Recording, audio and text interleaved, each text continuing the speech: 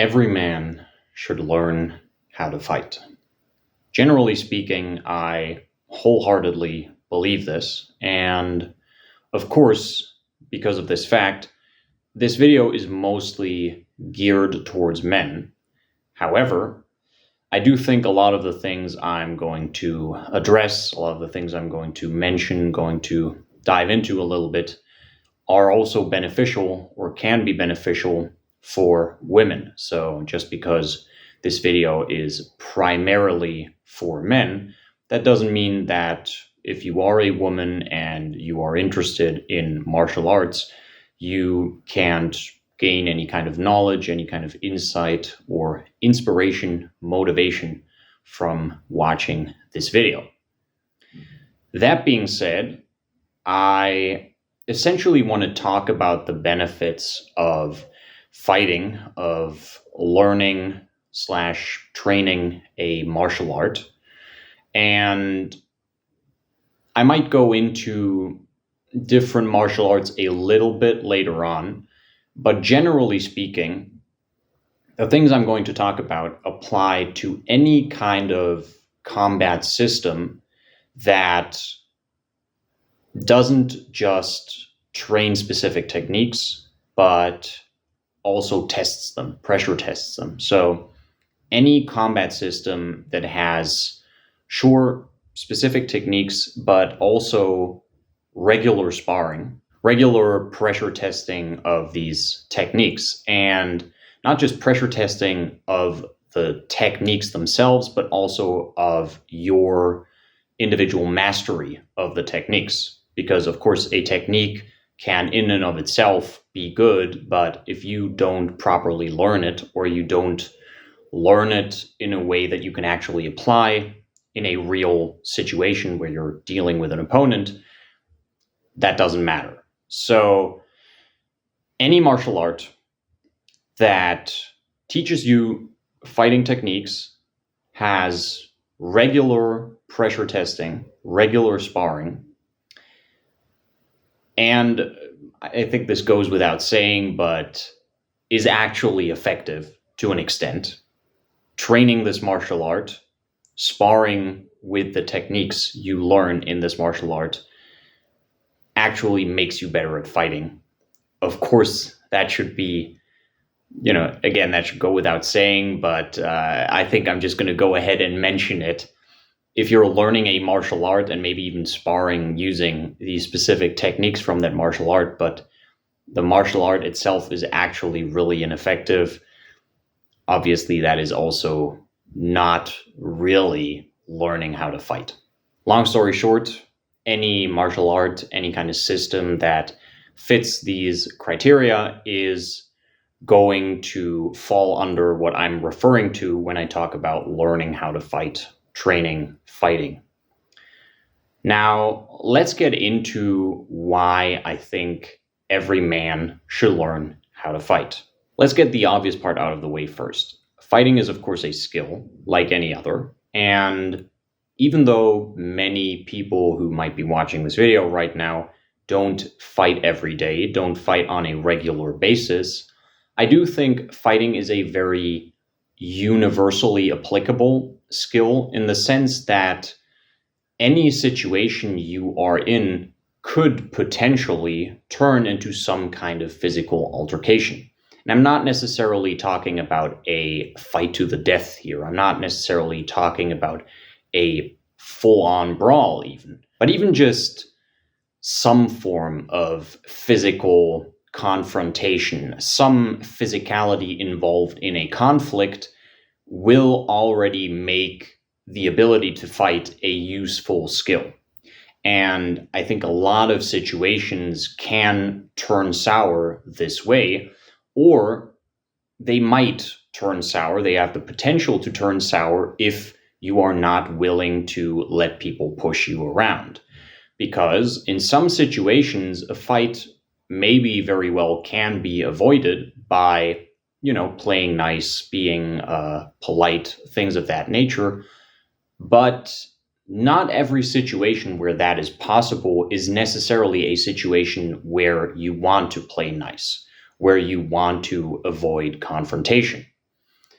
For, further information, for further insight on this topic, I have made a video in the past, actually close to a year ago, but the general sentiment, the thoughts I expressed are still very much relevant, and info card is somewhere up here. I'm going to link it. You can go check it out if you want to. There are definitely situations where you do not, under any circumstances, want to avoid a confrontation, and being able, theoretically, to fight if such a confrontation should, turn sour, should go bad and turn violent, or at least somewhat physical, maybe not full on violent, but again, slightly physical, is definitely a beneficial thing. So right out the gate, the most obvious aspect to this whole topic, fighting is a skill.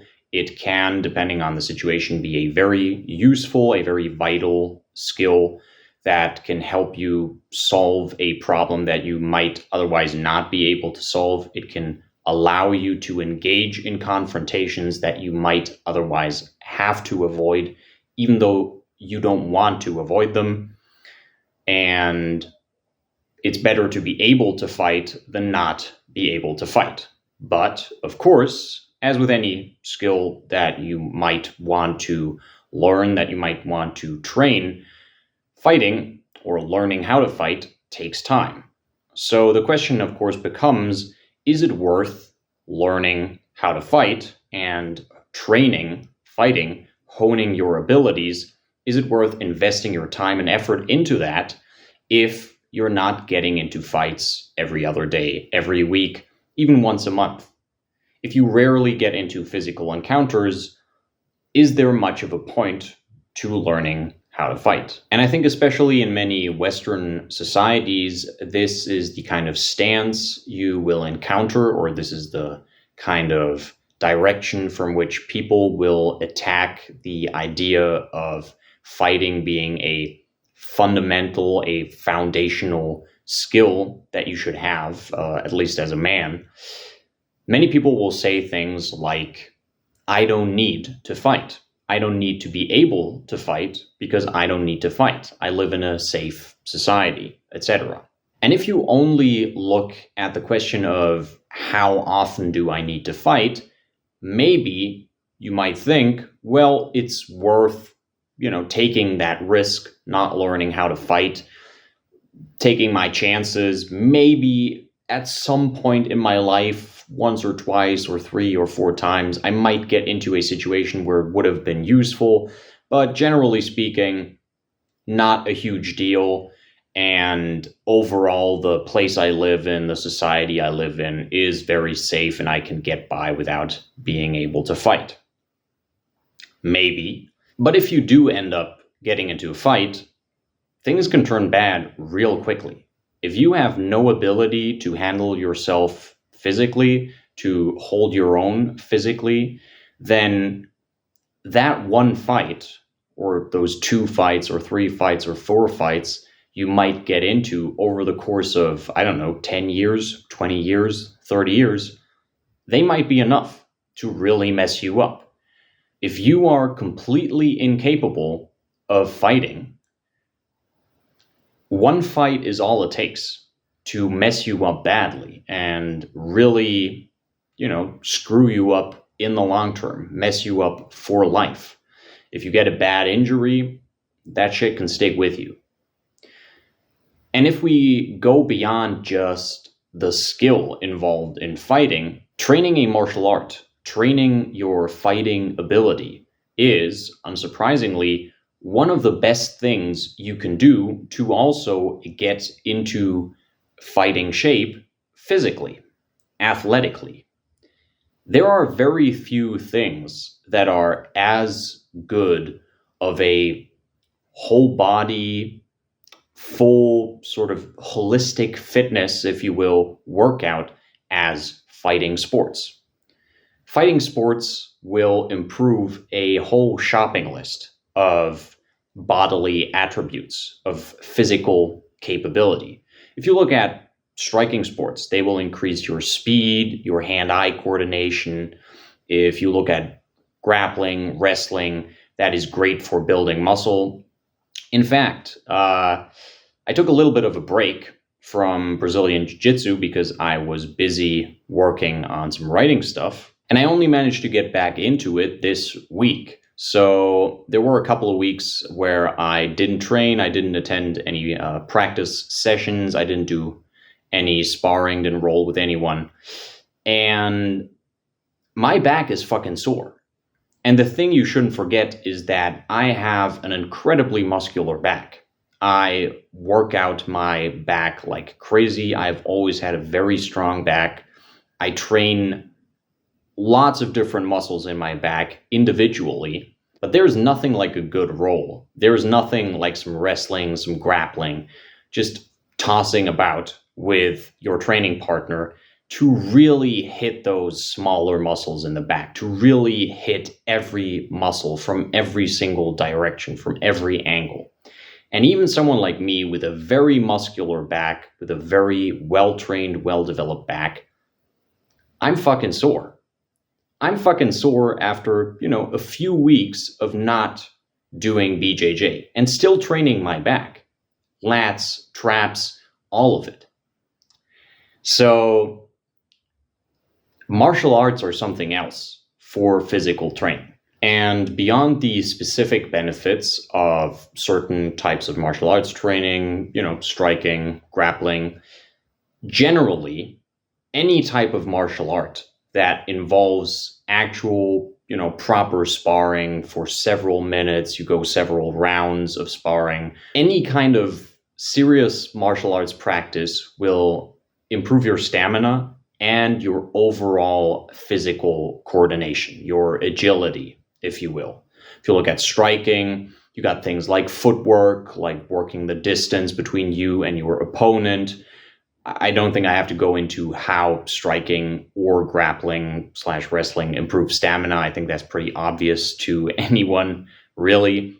If it's not obvious to you, just look at what the average boxing trainee does during a training session, or look at what a wrestling workout session looks like. But yeah, in terms of physical coordination, in terms of agility, again, with striking, you got the distance between you and your opponent, you got footwork, you got circling, changing angles, working angles to get shots in. If you look at grappling, wrestling, you have to be very aware of your surroundings, every single direction, 360 degrees, but also up, down.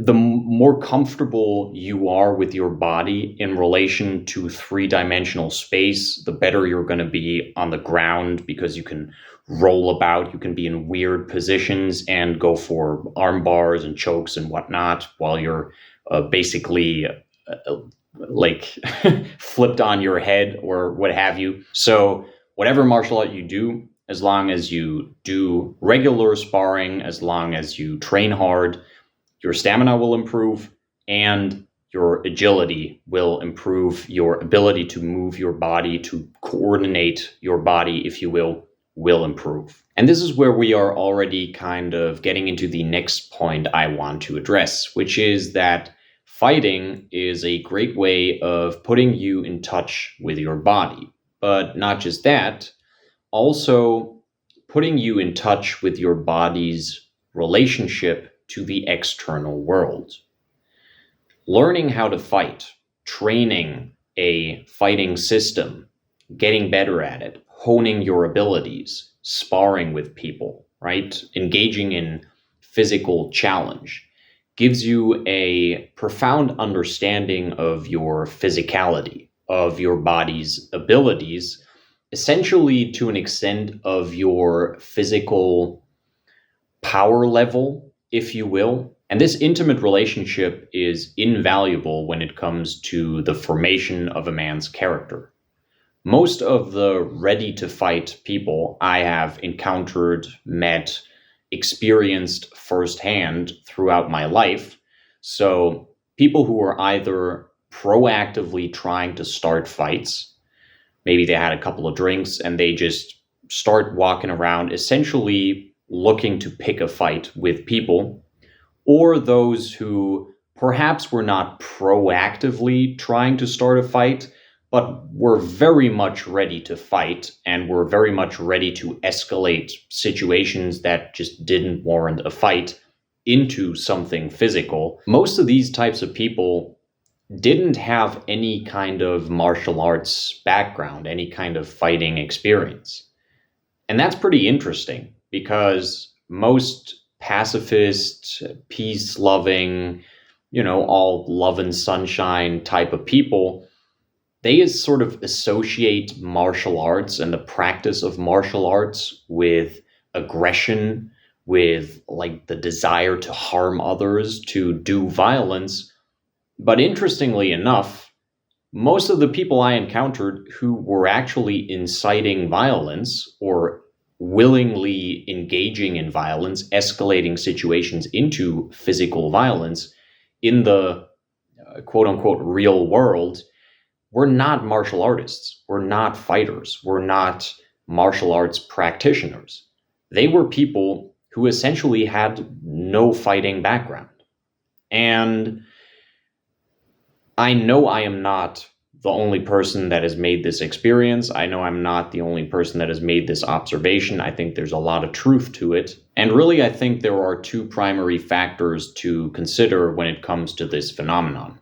Number one is that having no or a very limited understanding of your body, of its abilities, of the way it, if you will, scales to the outside world, can give you a false sense of confidence. And especially with people who maybe naturally are a little bit on the taller side, a little bit on the bigger or stronger side, if these guys were able to physically dominate others, even as far back as like kindergarten, let's assume these guys have not gotten into a single brawl, into a single scuffle, a single physical encounter since they were in kindergarten.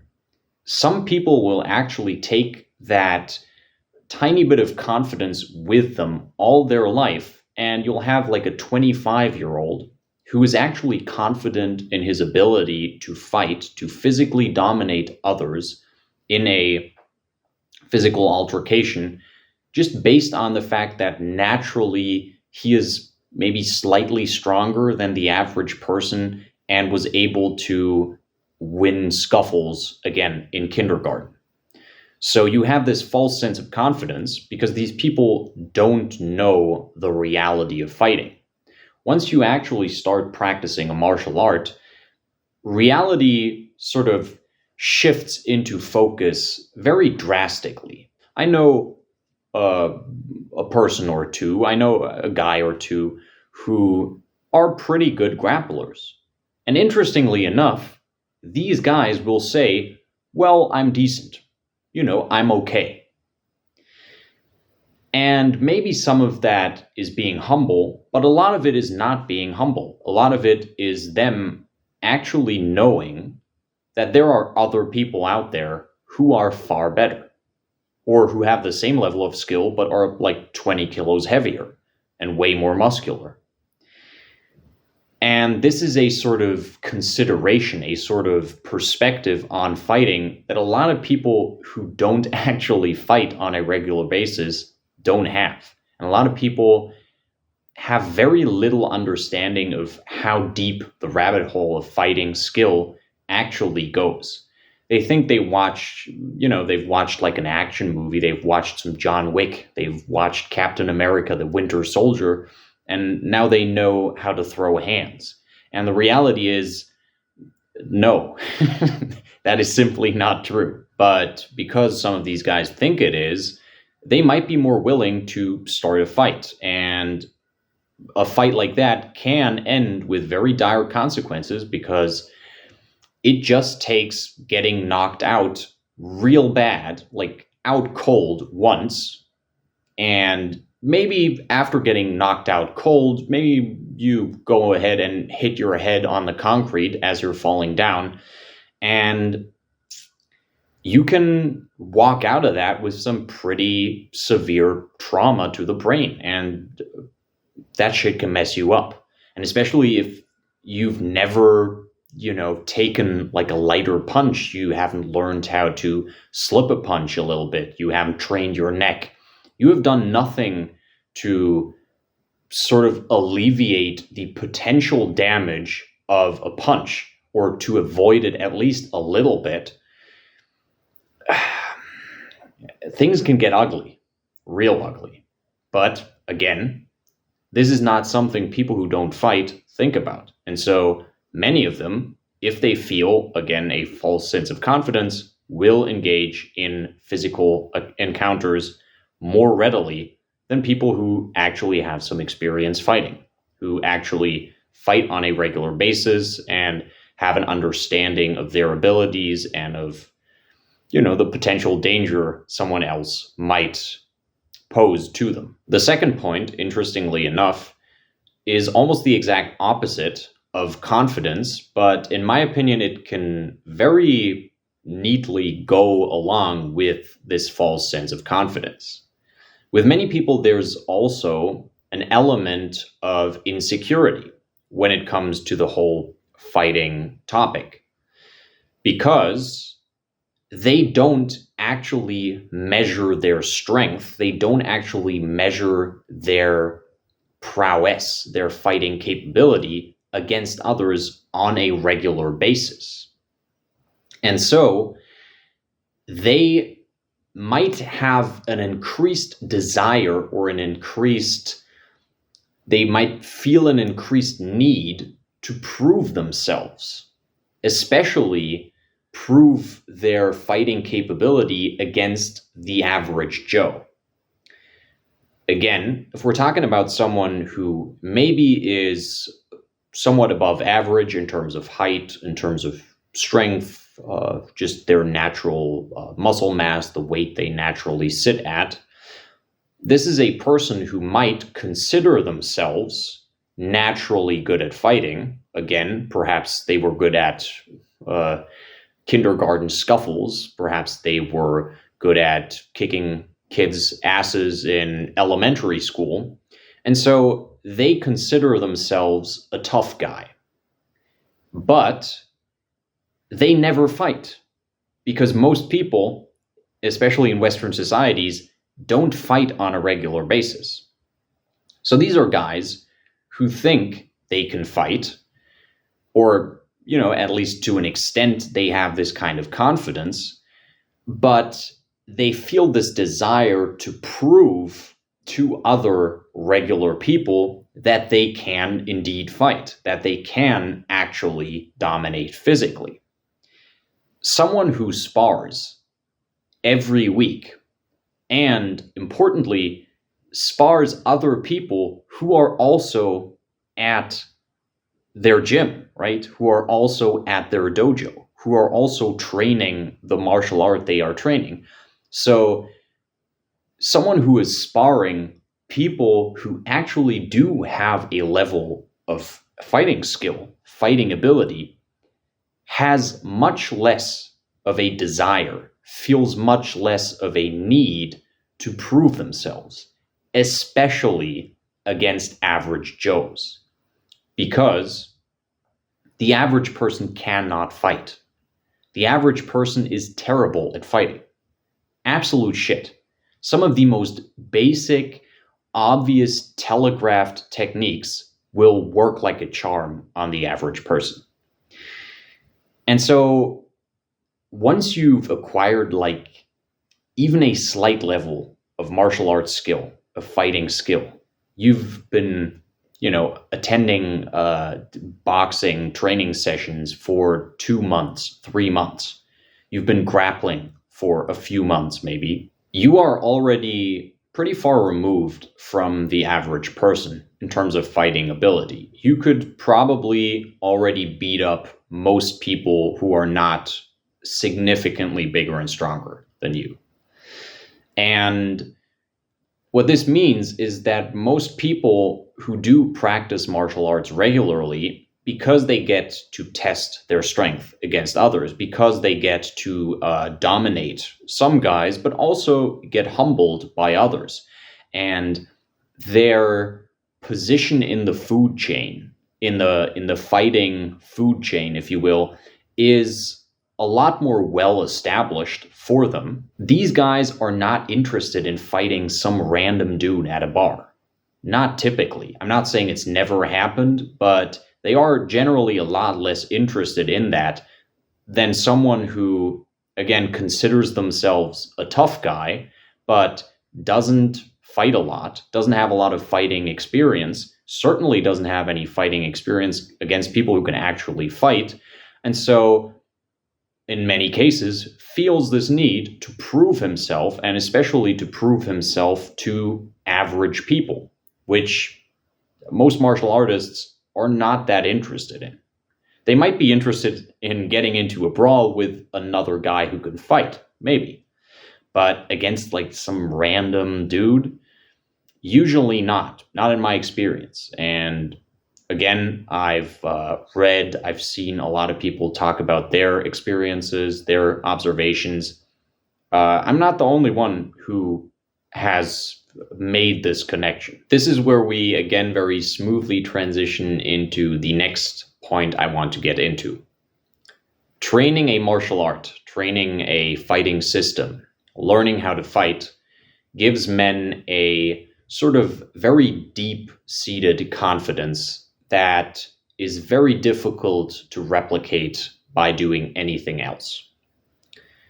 Again, going back to what I mentioned at an earlier point in the video, this idea of if push comes to shove, if shit does go down and there's no way of stopping it, I can handle myself.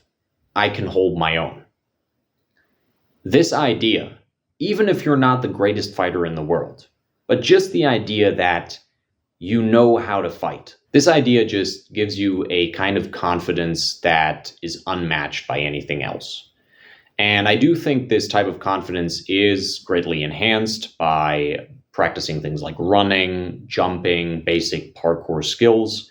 But fighting, in my opinion, is the core skill when it comes to this deep-seated, just fundamental confidence and self-assuredness. And ironically, the ability to deal with physical situations, the capability to engage in physical altercations, actually gives people a very special kind of calm and authority when dealing with non-physical situations.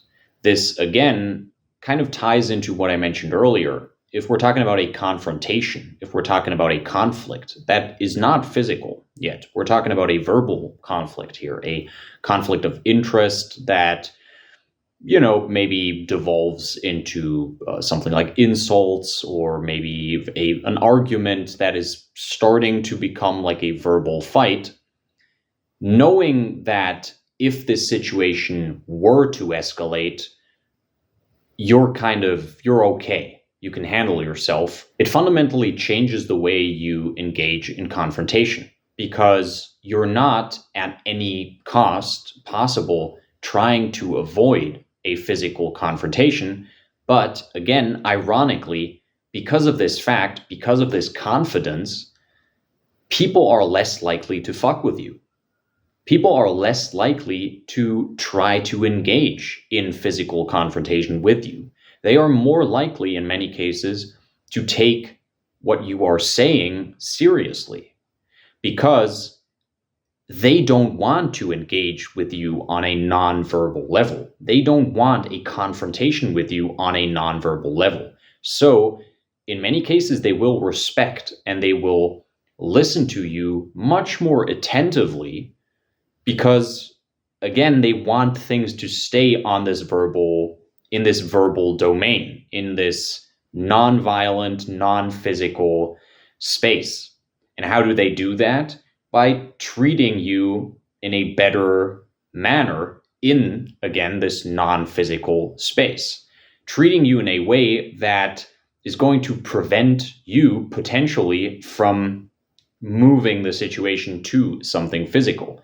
And I'm not saying that you should threaten people necessarily. I'm not saying that there is even the desire on the martial artist's behalf to make the situation physical, but it just changes the dynamic. It just changes the way people interact with you. And interestingly enough, I think the last time someone willingly messed with me in a way that was either immediately physical or was potentially going to turn physical was when I was like 16, 17.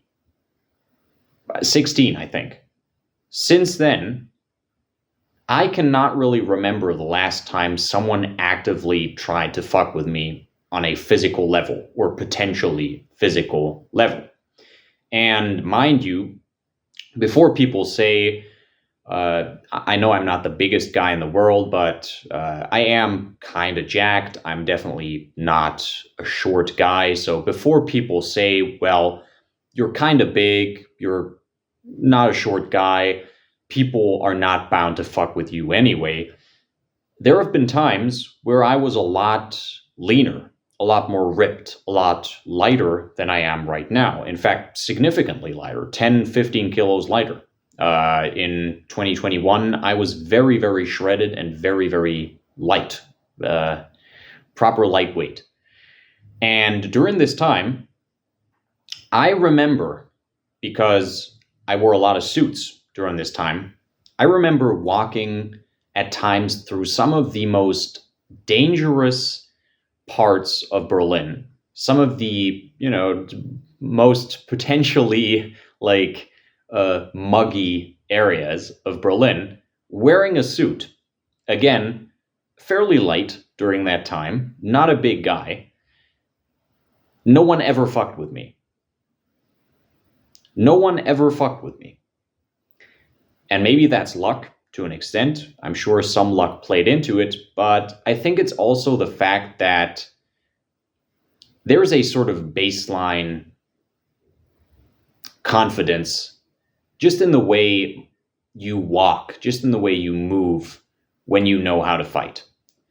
And I'm just going to go out on a whim and say that, sure, there was maybe some luck involved, but people can detect that shit. People detect confidence. People who fuck with others detect who to fuck with and who not to fuck with. And when someone is at least somewhat confident in their ability to fight, you don't fuck with them. That's just not what you're interested in. That's just not the type of victim you're looking for. So even outside of actual physical confrontation, being able to fight to an extent and knowing that you are able to fight to an extent actually decreases the chances of you ever getting into a fight in the first place. All right, I had to put on a sweater because it's getting fucking cold in here. Anyways, this deep-seated confidence gives people who can fight to an extent, to gain some fighting ability, an almost patronizing perspective when it comes to the average Joe, because to an extent, it makes the average person seem somewhat childlike. You just have a very fundamental, a very basic power over them that allows you to, again, exact a different kind of authority, talk to them in a different way, engage in confrontations in a different way, because there is essentially a sort of backing to what you're saying beyond the logic of your arguments, beyond the virtue of the actual things you are saying. That there is something backing it up. Even if this person doesn't accept what you're saying, even if they're going to try to fuck with you, regardless of your words, there's something to back it up physically. And because, again, this potentially changes the dynamic very drastically, making the average person, at least to an extent, somewhat childlike in your eyes, it can also make you a lot less emotionally involved or bothered by these types of confrontations, these types of conflicts, because you just don't take these people as seriously as you might if this dynamic was a different one. And this is where we get into the last point of this video. Fundamentally, training a martial art, learning how to fight, is hard work. Not just physically, but also mentally. There are a few things as potentially humbling as physically competing with another man, one-on-one, you against him. There is no team. There is no team effort. There is no one to compensate for you maybe having a bad day, maybe not quite feeling it today, not being quite, not having that energy, not having the same kind of power. It's all you. Either you win or you lose. That can be a very humbling experience. A lot of people who start martial arts, a lot of people who get into something like jiu-jitsu or kickboxing or what have you, quit right away. Because unlike some fake, feel-good self-defense course that shows you a bunch of really fancy ways of disarming an opponent who is holding a gun like this, but doesn't actually do any sparring, fighting can be very embarrassing. It can be very, very tough on your ego. And beyond that, of course, as we've already established, fighting builds a fighting body. So it's hard work physically. It's potentially hard work mentally because it can be very disheartening, especially in the beginning if you're not good at it and you're sparring against people who maybe even just have a couple of months of experience in whatever martial art you might be training. Like, it can be very, very humbling, very disheartening, very ego crushing. And it puts things into perspective. Compared to this process, compared to what you do when you train a martial art, a lot of things in the regular world can seem very easy, can seem very not scary. Compared to, going face to face with another man who is trying to punch you in the face, who's trying to kick you in the leg, who's trying to choke you out, who's trying to get you to submit by putting pressure on your shoulder joint or whatever the fuck. Compared to that, a lot of things in day-to-day life are just not scary, are just not, they don't feel like they get your blood pumping. They don't feel dangerous. They don't feel risky. They don't feel stressful.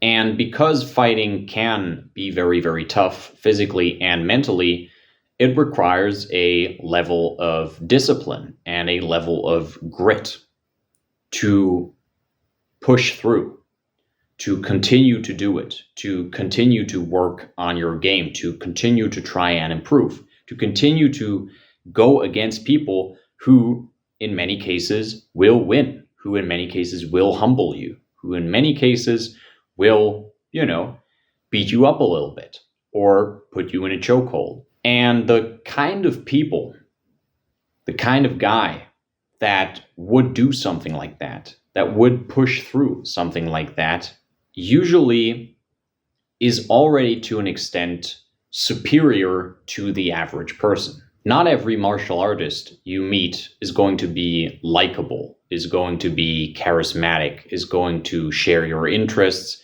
is even going to have a worldview that you can derive anything from. Some of them, you might feel like are assholes to an extent, but I can wholeheartedly say that I can respect many, in fact, most of them, because most martial artists have a sort of fundamental drive, a sort of fundamental momentum. They do stuff. They don't wait for things to happen to them in their life. And that is something I can respect. On average, your typical martial artist is just less wimpy, less whiny, less sort of passive, etc., compared to the average person. And, if none of the things I mentioned before in this video have any kind of relevance to you, I think that is just universally a desirable trait. Okay, if you guys enjoyed yourselves, if you found this video interesting, helpful, inspiring maybe, if it motivated you to finally get your ass out of your chair and sign up to your local whatever gym, go ahead and leave a like. And if you want to see more of my videos in the future, if you want to follow me on my journey of growing this channel, working obviously on my own workout practice, on my own fighting skill, and you want to hear about training, about general health, about philosophy, all things I like to talk about, go ahead and subscribe and activate the notification bell if you want notifications. If you have any suggestions for future videos, any questions about this video, any remarks, anything you want to talk about, discuss, go ahead and leave a comment. If you have more extensive questions, maybe a more detailed suggestion for a future video, there's something you want to talk to me about, my Instagram is also down below in the description. You can go check that out and hit me up with a DM. I want you to make this and that video. All that being said, that's going to be it for today's video. I'll see you guys in the next one. And until then, have a good one.